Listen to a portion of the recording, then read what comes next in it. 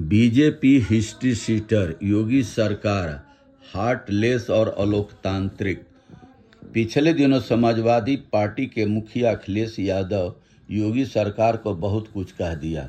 सपा प्रमुख ने पूरी बीजेपी को हिस्ट्री शीटर कहा तो सीएम योगी को बेरहम करार दिया। फिर कई सवाल भी खड़े किए, योगी सरकार को भी घेरा और तंज भी किया। उन्होंने कहा कि पूरी बीजेपी हिस्ट्री शीटर है।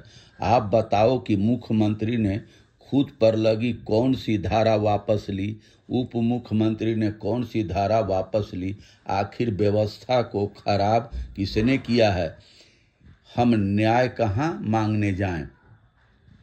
सपा प्रमुख ने इटावा की घटना का जिक्र कर कहा कि सरकार में बैठे लोग लगातार अन्याय कर रहे हैं तथा प्रभुत्ववादी वर्चस्ववादी लोग लगातार पीडीए परिवार के लोगों को डरा रहे हैं, धमका रहे हैं, अपमानित कर रहे हैं।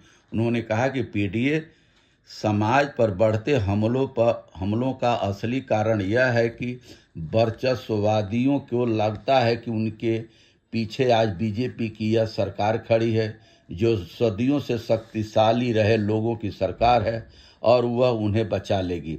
लेकिन अब पीडीए समाज की एकता और एकजुटता इसका जवाब डट कर देगी। अखिलेश ने बिना कोई संदर्भ दिए दावा किया कि पीडीए समाज पर जुल्म इसलिए हो रहा है कि 2500 लोग ही इस सरकार को चला रहे हैं और इधर उधर हुए 2500 लोग ही खेल कर रहे हैं।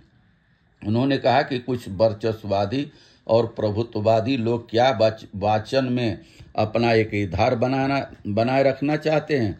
पूर्व मुख्यमंत्री ने कहा कि अगर बीजेपी को लगता है कि भागवत या कोई कथा कहने पर एक वर्ग विशेष का ही अधिकार है, तो फिर वह इसके लिए भी कानून बनाकर दिखाएं कि पीडीए समाज का कोई भी व्यक्ति कथा वाचन नहीं कर सकता।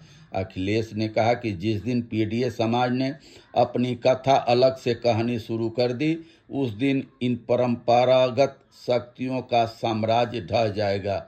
उन्होंने आरोप लगाते हुए कहा कि बीजेपी राज में पीडीए समाज को हेय दृष्टि से देखा जाता है। अखिलेश ने कहा कि सच यह है कि जैसे जैसे पीडीए समाज में चेतना और जागरूकता बढ़ती जा रही है, वैसे वैसे मनोवैज्ञानिक दबाव बनाने के लिए वर्चस्ववादी लोगों के पीडीए समाज पर अत्याचार बढ़ते जा रहे हैं। और सवाल यह है कि ये वर्चस्ववादी सामंतवादी सोच वाले ये कब, देश तो आज़ाद हो गया, देश संविधान से चल रहा है, धर्मनिरपेक्ष है और समाजवादी विचारधारा से है, तो कब तक ये प्रभुत्ववादी लोग पिछड़े दलित, आदिवासी, किसान वर्ग, मजदूर वर्ग को सताते रहेंगे? बहुत बहुत धन्यवाद, नमस्कार, प्रणाम।